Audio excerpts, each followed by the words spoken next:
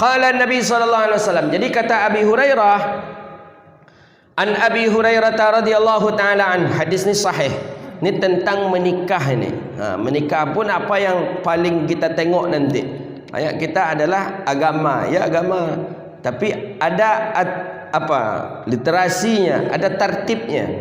Qala Nabi sallallahu alaihi wasallam, tunkahul mar'atu li arba'. Nikahilah perempuan itu li arba' karena empat. Arba'ah empat, thalatha tiga, khamsah lima, sittah enam, sittatun arba' empat. Kalau kita menikah, nikahilah karena empat. Nah, ni mana yang lu menikah bisa lagi kan kalau awak yang menikah kau jen pilih-pilih aja di antara nampek kali. Ni mana yang belum menikah? Yang sudah menikah kalau ingin bertambah cari pula lah lagi yang empat ini. Tapi kalau nak ingin menambah cukuplah. Pertama, lima liha karena hartanya. Jadi tengok juga hartanya kaya naknya. Bapak Ibu yang dirahmati Allah, Nabi mengatakan lima liha hartanya. Hartanya kau maksudnya harta calon bini awak tu, bukan harta mintuo. Kita banyak menengok gini kok, banyak menikah orang tengok harta siapa? Harta mintuo. Enggak, tengok kalimat di belakangnya ha. Ha ini domir yang kembali kepada si mar'ah, kepada perempuan. Nikahilah perempuan itu dengan empat, lima liha karena hartanya perempuan, bukan harta mintuonya. Gitu. Kalau harta mintuonya hati-hati bagus. Kalau karena harta mentuanya hati-hati. Awak bagus sudah tu yang dia gorengnya baguslah. Maka lima liha harta dia. Tak kemungkin calon bini waktu berpiti dosa. Mana tahu dia sudah sebelum dia menikah sudah diberi harta warisan oleh ibu bapaknya. Ibu bapaknya punya kebun sawit 600 hektar. Dikatakanlah oleh bapaknya, sebelum engkau menikah yang 200 hektar itu untuk engkau. Berarti itu harta bini awak tu. Itu perlu juga tu kita pertimbangkan tu. Kaya dia. Itu harta dia, bukan harta mertua. Ini fahami. Ini banyak kawan-kawan kita ada menikah je lah orang kaya, ayah kayanya, ayah nang kaya nanya indah dah akhi. Makan hati dah kau elok-elok ajalah, santai aja. Jadi maliha harta siapa? Harta isteri, harta calon kita itu. Itu perlu kita. Ini kan laki-laki, ini kan laki-laki kepada perempuan. Bagaimana pula perempuan kepada laki-laki? Nabi tidak menjelaskan. Dalam banyak hadis tidak dijelaskan memilih laki-laki dengan ini. Tapi dalam hadis ni laki-laki pilihlah perempuan ini. Yang laki-laki bagaimana pula sifatnya laki-laki? Ini dulu yang kita baca. Lima liha karena harta. Jadi kalau dia kaya, pertimbangan pertama. Ulama mengatakan maliha di sini, ini tak bisa kita larikan kemana-mana. Maliha di sana memang mal fisik, bukan mal ghairil hissi. Mal itu memang mal fisik, harta itu memang harta fisik, rumah, tanah, uang, itu dia. Ada yang mencoba lima liha ini karena hartanya. Harta ini kekayaan yang ada di tubuh dia. Dia punya mata, dia punya telinga. Enggak itu. Hadis ini kebanyakan saya dengar dari para masyaikh. Begitu juga ada dulu kami waktu kuliah dulu ada kitab tebal namanya apa ya? Di belakang Miftahul Ma'iyah, Sunanil Falah fi Sunanin Nikah. Itu judul kitabnya, tebal sekali. Itu jadi diktat kami waktu kuliah. Tetap beliau mensyarahkan di sana, mal di sana maknanya hissi.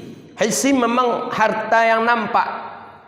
Bukan berarti mal di sana, ada sebagian pencerama mal di sana pokoknya kekayaan yang ada di fisiknya. Lai punya telinga duanya, lai punya lubuk yang di hidung duanya, lai punya mata duanya. Artinya orang kaya tu katanya. Enggak, ini tidak ke sana pergi hadis ini. Nabi memang menjelaskan tentang malnya perempuan. Nabi sudah mencontohkan, Nabi menikah dengan orang yang kaya, perempuan kaya. Itulah Sayyidah Khadijatul Kubra, perempuan kaya, tapi kayanya bukan sekadar kaya, mukminah. Kaya ia mukminah, perempuan yang mukminah, perempuan yang taat. Sehingga tidak ada sedikit pun harta yang ditinggalkan oleh Sayyidah Khadijah ketika Sayyidah Khadijah meninggal dunia. Semuanya untuk Islam, semuanya untuk Rasulullah. Itulah namanya mukminah. Kalau kita menikahi perempuan yang kaya nanti, pas baru menikah masih ada modal agak sebulan, masih ada modal duit 2 bulan lebih 3 bulan lebih. Jadi dek nak ada piti abang ledek lebih dek nyapai pula lah abang di rumah kali katanya lah. Itu apa guna awak berdua mah kata dia. Ya ini harta saya, harta istri tidak harta suami harta istri.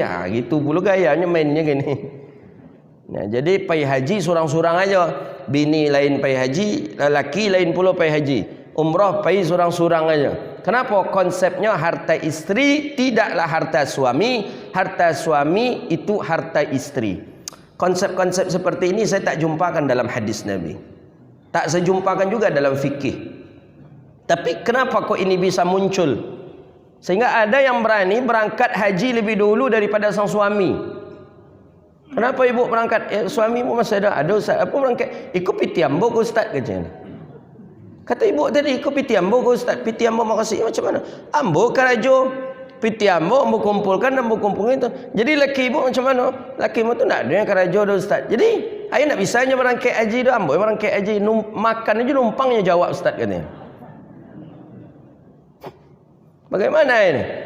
Permasalahan yang seperti ini. Haji, umrah, begitu juga ada yang seperti membedakan antara uang istri, uang suami, uang istri. Ada yang membedakan seperti itu. Dalam Islam, ketika seseorang dia menikah, maka harta adalah harta mereka. Maka di undang-undang kita kan ada harta, istilah harta kuno gini kan. Ketika sang suami bercerai, istri menuntut harta, jatah istri dapat. Tapi memang di negara kita ketika istri bercerai tadi, suami menuntut kepada istri hartanya, suami tak dapat. Kalau tak salah seperti itu. Ada kemarin teman-teman yang mencoba bertanya-tanya dengan kita seperti itu dia. Tapi pada intinya mal jami'. Tapi apakah bisa kita leluasa memakai harta sang istri tadi? Maka dalam fikih itu disebutkan harta yang punya milik tamah. Ada milik tamah, ada naqisah. Tamah harta yang sempurna milik istri. Mana dia? Harta yang ia bawa belum menikah tu harta tamah. Itu sempurna punya istri. Itu tak bisa kita ahli tasarruf namanya kalau dalam fikih. Tak bisa kita ambil saja kemudian kita berikan ke orang, kita ambil saja kemudian kita infakkan, kita ambil saja. Tak, ini harta tamah ni milik dia sempurna ni. Tak boleh kita mengganggu gugat dalam masalah ini, tak boleh. Ini harta tamah. Yang boleh itu mana? Harta naqisah. Mana harta naqisah? Harta naqisah harta yang ada pada si istri dan harta itu dia dapatkan setelah dia menikah dengan kita. Maka ada dua, harta tamah, ada harta naqisah.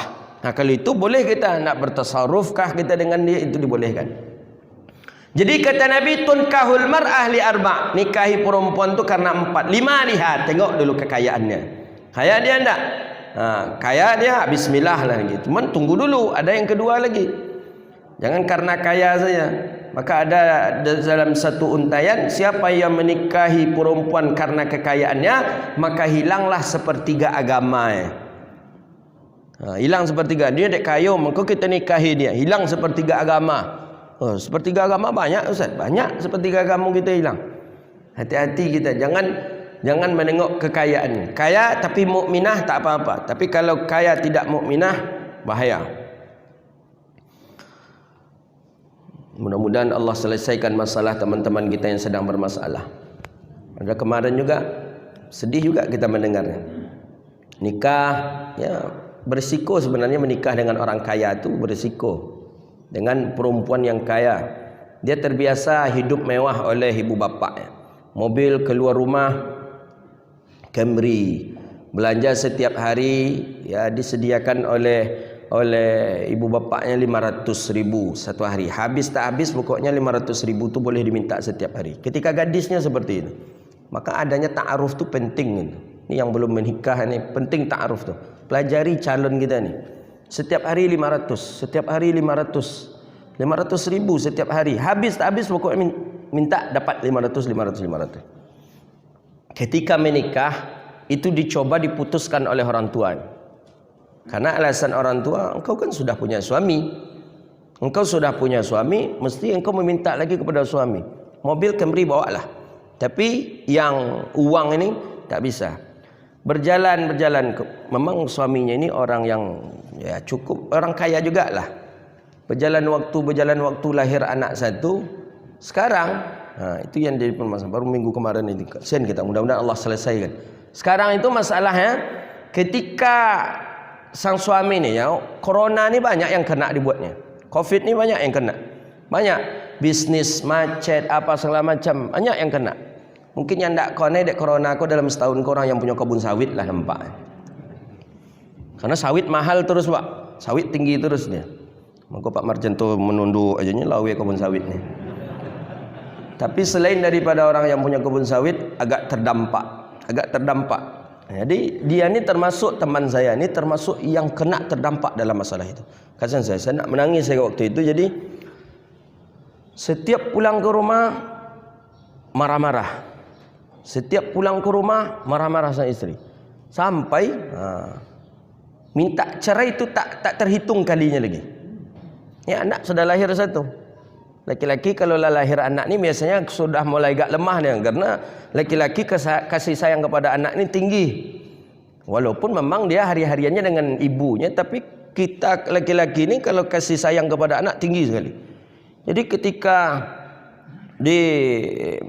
tidak dia layani, tapi itu tidak sanggup dia beberapa bulan, pokoknya dari Ramadan lagi tak sanggup. Dan yang lebih dahsyatnya lagi, saking bagaknya istri dia ni, diambilnya semua pakaian suami ni diambil ke dalam tos, dilemparnya. Dilemparnya maksudnya memang dilempar ke luar. Malulah, tak ada lagi harga diri sang suami. Jadi saya coba pendekatan, saya tanya apa sebab, rupanya tadi itulah dia.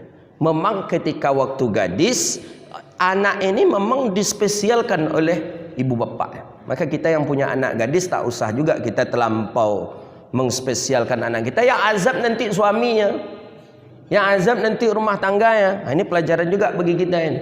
Sekedar saja, biasa. Macam mana adat mendidik orang-orang biasa mendidik anak kita seperti itu pula mendidik anak-anak kita. Itu dia. Jadi ya, panjanglah masalah. Jadi mudah-mudahan Allah selesaikan, dan mungkin itu satu contoh bagian daripada masalah orang-orang yang memiliki masalah di dunia. Jadi untuk mal memang Nabi mengatakan limaliha pertama kali karena harta, tapi tengok lagi ini mukminah atau tidak, orang-orang yang taat dia atau tidak. Kalau dia orang yang taat, perempuan tadi mukminah pula, dia malnya banyak, itulah sempurnanya tu. Jangan pilih je yang lain-lain. Kayu yo, hafal Quran yo puluh, ifah yo puluh, terjaga yo juga. Oh itu ndak perlu orang awak pun nio langsung. Pak Imam pun mungkin nio kalau dapat info itu. Tumaliha. Yang kedua wali hasabiha, wali jamaliha, wali diniha, li hisabiha. Ada yang mengatakan li hisabiha ini artinya adalah li nasabiha, nasabnya, keturunannya. Tengok dia, ini keturunan siapa si fulan ni? Oh, si fulan ni keturunan orang asyraf. Asyraf ni ahli baitin Nabi, keturunan cucu-cucunya Rasulullah. Oh, si fulan ni keturunan orang-orang yang berilmu, ni anak kiai, anak buya. Oh, si fulan ni keturunan si fulan keturunan penguasa. Ayahnya dulu pernah jadi gubernur, bapaknya dulu bupati, sebulan. Ini penting juga ini. Tapi ini yang kedua. Hasabiha. Tengok bagaimana dengan orang yang tidak memiliki hisab, tidak memiliki nasab yang bagus. Tidak memiliki nasab yang bagus, bagaimana? Apakah itu jadi juga? Iya boleh, tapi itu kontennya nanti terakhir. Mana? Ditutup oleh zatiddin, agama yang penting. Kalau agama yang bagus, walaupun dia tak punya nasab, elok itu manusia ini. Wali jamaliha yang ketiga, karena cantiknya. Jadi ancakku yang ketiga, pertama kayo, orang bangsawan. Kemudian tengok ancak enggak.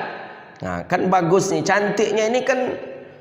Kalau orang sekarang bilang, kalau Zainuddin bilang relatif, kata Zainuddin MZ itu. Ya menurut awak ancak, menurut orang belum tentu lah. Yang menurut orang cantik, menurut kita belum juga tentu. Jadi relatif. Jadi tak lu bisa awak menyebut dah, "Ndai apa tu ganteng tapi bini tengok macam durum togak aja," nya kata dia. Ndak ya bisa. Karena menurut awak nampak macam durum togak. Menurut inyo bisa jadi. Menurut apa tadi bisa jadi itu bidadari waktu tu nan ada dinyo di dunia. Maka relatif, Pak. Maka betul itu bahasa yang dipakai oleh Zainuddin MZ itu relatif. Jadi tidak perlu kita harus menengok, oh ciri-ciri yang cantik itu macam mana? Oh hidungnya mancung, alis matanya bak elang berlari gini. Oh ramping pinggulnya bak durum berdiri gini. Putih kulitnya bak arang kuali gini. Harus seperti itu yang cantik, tidak. Jamal ini cantik. Cantik ini li jamaliha, kecantikannya. Perempuan-perempuan yang cantik itu apa hikmahnya? Bukan karena syahwat. Hati-hati gitu, kan bukan karena syahwat ini. Nabi mengatakan li jamalnya supaya seseorang tu dengan sesuatu yang ia inginkan, yang ia sukai, dia akan menjadi betah. Kan sakinata fil qulub. Sakinah itu kan tentram hati. Di rumah ada yang penenang hati tu. Pantok tangi palamak golak awak di rumah. Betah tak awak di rumah? Betah. Penenang hati awak di rumah. Menengok inyo tak pernah bosan-bosan awak tu. Dulu waktu seminggu 2 minggu, minggu ketiga lah nak keluar taruh ya juga dah. Di Jamal dia kan memang cantik dia. Ancak nak pernah bosan-bosan awak di inyo. Makan nak berdua je inyo taruh ya jo. Ke mana nak berdua taruh ya jo. Kan li Jamal dia. Karena cantiknya maka relatif dia. Jamal cantik. Nabi SAW boleh kita katakan isteri-isteri Rasulullah SAW jamaliha. Semuanya cantik. Ada Ummu Salamah, ada Ummu Habibah, ada Sayyidah Maria Qibtiyah, perempuan Mesir. Sayyidah Qibtiyah cantik luar biasa. Cantik isteri Rasulullah SAW cantik. Sayyidah Aisyah ummahatil mukminin. Umumnya ummahatil mukminin adalah perempuan yang cantik. Cuman kembali lagi, cantik itu adalah relatif. Menengok kepada ya tergantung kita ya. Kita yang makai nyancak nampak di kita. Jadi saya jangan bertanya pula ke orangnya dulu. Orang bagi bertanya ke kawannya sebelum mencari. Menurut angku si anu tancak ndak kecenya lah. Kau orangnya tanya nyo kamu makai. Nak pas dah. Ini yang kau makai ancak ndak ya? Nampak dia nak ancak dah katanya. Yang mana siapa pula lah kan? Mana Salman Al-Farisi. Nyo suruh Abu Darda, nyo suruh Salman Al-Farisi. Nyo tunggu pada nyo rencana akan melamar. Salman Al-Farisi ancak nampak dia nyo ngapunya gi Abu Darda nyo aja langsung. Itu terjadi di zaman Rasulullah kan? Salman Al-Farisi dengan Abi Darda kalau tak salah. Khalid bin Walid atau Salman Al-Farisi? Salman Al-Farisi dengan Abi Darda. Abi Darda lah nyo tandai dak Abi Darda ku perempuan ku ancak. Anak bangsawan, orang kayo. Cuma Abi Darda go pemalu. Di antara sahabat Nabi yang pemalu Abi Darda. Tidak berani Abi Darda datang ke ayahnya menyebut saya ingin menikah dengan anak tuan. Itu yang tidak berani Abi Darda. Nyobalah kawan sama gadang di Abi Darda Salman Al-Farisi. Kalau tak salah Salman Al-Farisi. Jadi kata Abi Darda, Salman, aku ingin mengkhitbah, aku ingin menikah dengan anak si fulan itu. Wih, anaknya itu ayahnya itu bangsawan itu. Ya, saya ingin menikah dengan anaknya. Tolong kalau boleh engkau sampaikan hajat saya ini. Baik, pergilah Abi Darda dengan Salman Al-Farisi. Lah dekek ke rumah si fulan tu, di simpang siko tolok de Abi Darda ya. Tu rumahnya, engkau payah mu tunggu engkau di siko. Sampailah hajat ambo macam itu. Kata Abi Darda kepada Salman Al-Farisi, "Hayalah engkau tunggu siko." Ditunggulah de Abi Darda. Abu Darda menunggu, pailah Salman Al-Farisi. Pai Salman Al-Farisi, "Assalamualaikum salam." Langsung disambut oleh walinya, ayah perempuan ini. Salman, ya. Apa kabar? Alhamdulillah sehat. Apa hajat, apa maksud ke sini? Kata ayah perempuan ni kepada Salman Al-Farisi. Salman Al-Farisi malu. Dia alun je lambik je Salman Al-Farisi ko bercakap. Langsunglah wali tadi bercakap. Ambolahlah mu punya hajat kepada engkau hai Salman. Apa hajat tuan? Hajat apa tuan? Kata tuan ini, kata ayahnya perempuan ini, aku punya hajat bahawa aku akan menikahkan anak gadis perempuanku dengan engkau. Lupa Salman, kau kawan menunggu kau di simpang. Kawan menunggu.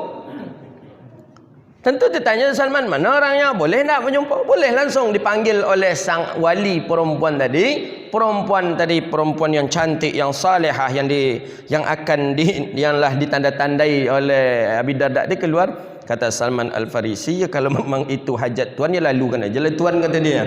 Lah nikah ketika itu.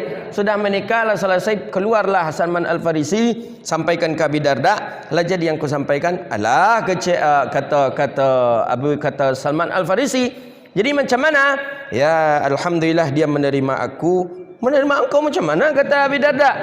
Dia menerima aku sebagai menantunya dan dia menikahkan anak perempuannya dengan aku. Salman Al-Farisi mengucapkan kalimat itu, Abi Darda pun langsung mengambil tangan Salman Al-Farisi dan mengucapkan selamat. Barakallahu laka wa baraka alaika wa jama'a bainakum. Ini doa. Nah, siapa kira-kira yang bisa sama dia itu? Awak tengok dia, awak mungkin awak hantam kali kawan tayangnya awak kan, dan pada dia wang pula. Ya cukup lah cakap, mungkin semua hidup nak niok je kawan tadi tu. Lah ditandai Tuhan memang mantap, memang ancak anak bangsawan pula lah. Ha, itu tengok-tengok lupa kalau kamu nyuruh orang tu pak. Maka anak-anak muda ni yang akan menikah tu tengok lu, jengkawan awak dan cari yang paling buruk pula daripada awak lah. Awak lah hitam, cari pula yang kawan yang lebih hitam pula pada awak, suruh inyo.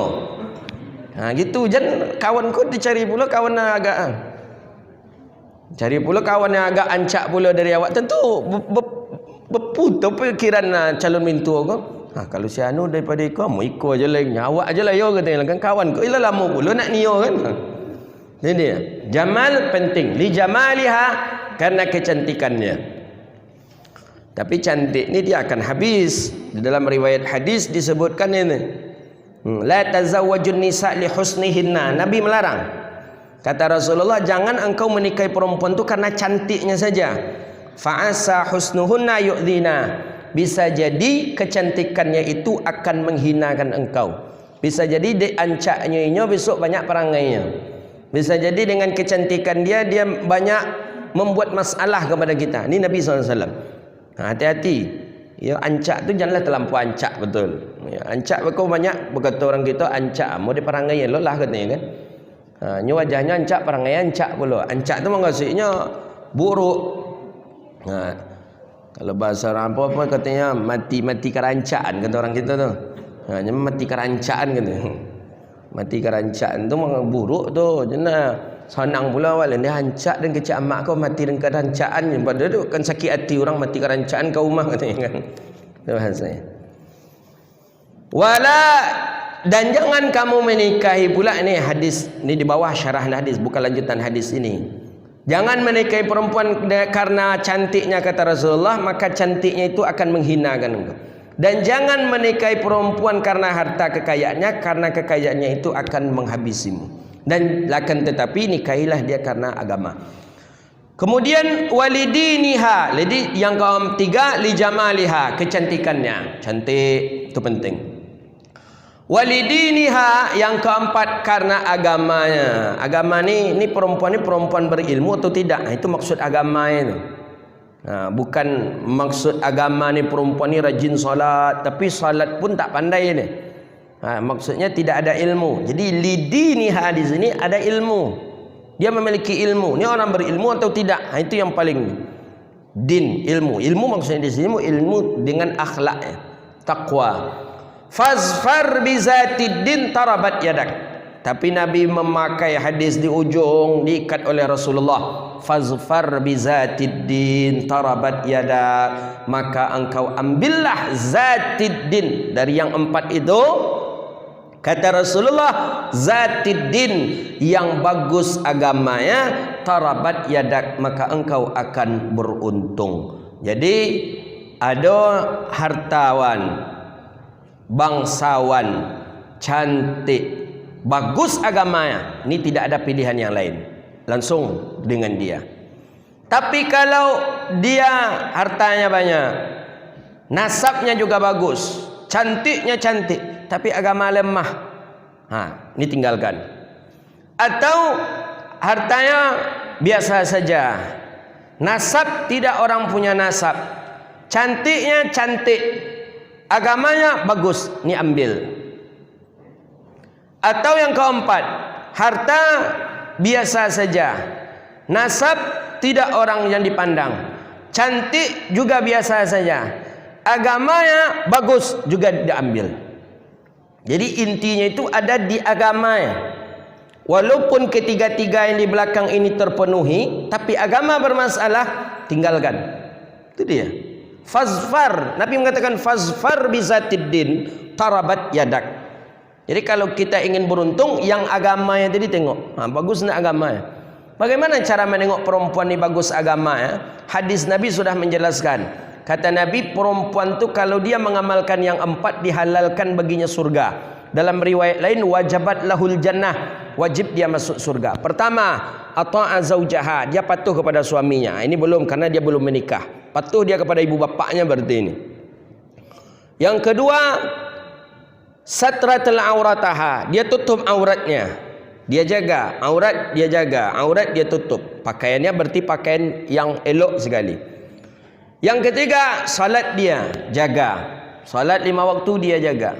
4, puasa dia di bulan Ramadan. Perempuan apabila melakukan yang 4 ni, wajabat lahul jannah, wajib perempuan tu masuk surga. Jadi perempuan termasuk orang yang mudah masuk surga, Pak. Walaupun mereka banyak masuk neraka, tapi peluang masuk surga lebih besar bagi perempuan dibandingkan kita laki-laki. Dalam ketika dia nak melahirkan sajalah. Ketika hamil, Allah ampuni dosanya. 9 bulan namanya dosa diampuni oleh Allah. Pas melahirkan, dosanya diampuni juga oleh Allah. Ketika menyusui, berapa lama menyusui? 2 tahun menyusui, diampuni juga dosanya oleh Allah. Kalau dalam setiap tahun dia punya anak, atau setidaknya mungkin sekali 2 tahun dia punya anak, berapa dosa perempuan yang diampuni oleh Allah Subhanahu wa taala. Maka oleh karena itu perempuan termasuk peluang masuk surganya lebih besar dibandingkan dengan kita laki-laki. Cuma peluang amalan yang dia tinggalkan juga berpeluang memasukkan dia ke dalam neraka. Puasa yang dia tinggalkan wajib mengqadha, alun diqadha, bisa penyebab masuk neraka. Tidak patuh kepada suami bisa menyebabkan dia masuk ke dalam neraka Allah. Tapi kalau untuk peluang, lebih banyak peluang perempuan dibandingkan dengan laki-laki. 4 itulah dia, patuh kepada suami, menutup aurat, salat 5 waktu, puasa di bulan Ramadan. Dijamin perempuan ini masuk surga. 4 ini saja yang dia lakukan, dijamin dia masuk ke dalam surga Allah Subhanahu wa taala. Mulainya Ustaz, alhamdulillah. Cuman yang nomor pertama tadi yang enggak payah Ustaz. Alun je serugo berarti dia tu. Patuh kepada suami. Cik kata laki barunya lah 10 jawab dah. Seperti kata kawan kami Potang. Jadi si Anu tu pejabat Ustaz. Si Anpon, si fulan tu ni. Ngitung daknya pejabat yang dia kenal. Si fulan. Kampai-ompek kau pejabat ke Ustaz katanya. Tapi Ustaz katanya lah, kampai-ompek yang kau hamba tengok katanya. Takut ke bini katanya. Jadi maksud aku apa je mula? Kalau awak ingin jadi pejabat, nampak awak harus takutlah ke bini awak katanya. Kata kawan tadi, si fulan takut ke bini, si fulan takut ke bini, si fulan takut. Jadi kata mak, aku kan takut je ke bini mah kata mak. Apa engkau ingin jadi pejabat lagi kata mula? Mungkin kurang takut Ustaz katanya. Jadi memang wali-wali itu takut ke bini itu menyebabkan dia jadi seorang wali katanya. Sebenarnya bukan takut kata dia, tapi lebih kepada mahabbah, kasih sayang. Contoh saja Sayyidina Umar. Bagak. Iblis saja takut dengan Umar. Iblis takut ke Umar. Berapa bagaknya Umar itu? Takut. Tapi Umar ketika masuk ke rumah, Umar ni tak berkutik dibuat oleh isteri. Jadi mana yang lebih bagak? Tentu bagak bini pada Umar. Cuma bagaknya Umar di luar rumah. Di dalam rumah isteri. Jadi kata syarahan, kata rawi, saya baca syarahan ulama, Umar itu tidak bisa marah, bukan tak bisa marah. Tidak ada hak marah kepada sang istri. Memang kesalahan untuk memarahi istri itu tidak ada. Tidak ada. Istri tidak taat, tidak. Istri yang tidak menyiapkan makanan, tidak menyiapkan untuk Umar, tidak juga. Jadi peluang untuk marah ke istri itu tidak ada. Sedangkan peluang istri untuk marah ke Sayyidina Umar ada. Dia begitu dia, Pak. Peluang kita marah kepada istri tak ada. Tapi peluang istri marah kepada Sayyidina Umar ada. Itulah yang menyebabkan Umar itu dimarahi oleh sang istri. Bolehkah isteri marah kepada suami? Ya, apa salahnya? Selagi masih dalam kata kuncinya babun nasihah. Dalam nasihat. Kita ni kalau tidak punya kita perempuan-perempuan yang agak garang, agak kasar mulutnya, mungkin banyak laki-laki ni yang sudah terlena dalam berbuat maksiat. Nasihat boleh. Tak apa-apa seorang isteri marah kepada suami, tapi dalam babun nasihah, dalam masalah nasihat. Ya, umpamanya setiap malam suami ini pulang jam 2. Bangun nanti jam 8. Subuh hilang. Waktu dengan anak-anak tak ada. Setiap hari seperti itu. Pulang malam jam 2, pergi jam 8, jam 2, pergi jam 8, pergi. Jadi tak ada apa. Seperti ini, bolehkah seorang isteri marah? Ya boleh, tapi nasihat. Abang apa ni? Abang punya anak, abang punya isteri. Abang pulang jam 2. Mengapa abang pulang jam 2? Abang pulang jam 2, abang tidur nanti abang jam 8 bangun. Mana salat subuh abang? Boleh, tidak apa-apa. Tidakkah sampai itu kepada maksiat seorang isteri kepada suami? Tidak. Tapi dalam kategori nasihat. Jangan sampai kok dicariin pulainya, disabit pula nama ayah laki awak tu lihat. Itu yun tu nak nasihat dia tu lah boleh dondam buat namanya. Jadi boleh, tidak apa-apa. Sebagaimana banyak para sahabat mengingatkan suami. Nabi pernah diingatkan oleh Ummu Salamah ketika di Hudaybiyah. Nabi memerintahkan bayar dam, kata Rasulullah. Sembelih kambing, gunting rambut, kata Rasulullah, kepada 141 orang kalau tak salah dalam riwayat hadis tu. Di Hudaybiyah. Karena tak boleh masuk ke kota Makkah. Karena orang Makkah menghadang Rasulullah, tak boleh masuk. Jadi harus bayar dam. Sembelih kambing, kata Rasulullah, cukur rambut kalian. Tak ada yang bergerak satu pun sahabat yang pergi dengan Rasulullah. Sembelih kambing, cukur rambut, tak ada yang bergerak satu pun. Apa kata Ummu Salamah? Hei Rasulullah, kata isteri Nabi Ummu Salamah ketika itu dibawa yang ke Hudaybiyah. Engkau menyuruh orang-orang untuk melakukan denda itu, tapi kenapa engkau belum melakukannya ya Rasulullah? Langsung Nabi berdiri, Nabi cari kambing, Nabi beli kambing penduduk kota Hudaybiyah, Nabi sembelih kambing dan Nabi cukur rambutnya, barulah orang mengikuti semuanya. Jadi isteri tak apa-apa untuk babun nasihah. Bagian daripada nasihat kepada suami untuk mengingatkan suami boleh. Jadi fazfar bizatiddin, ambillah yang bagus agamanya, tarabat yadak, engkau akan beruntung. Hadis ini muttafaqun alaih. Jadi kalau kita ingin beruntung, ambil yang bagus agama ya. Jadi yang bagus agama ni berarti kalau bisa yang tamat-tamat pesantren lah tu Ustaz. Ya kalau bisa yang tamat pesantren, yang kuliah-kuliah agama, kan? Nak buat maja aja lah, nak maja aja alif dia ta baba wabi nya abi. Beko baru nikah lu pandai baca Quran ni. Dulu sekali, dulu siap tu nak ngaji dia kata. Ya Allah. Tu perlu ta'aruf, tu perlu ta'aruf itu. Ingatkan sudah mengaji apa itu perlu ta'aruf.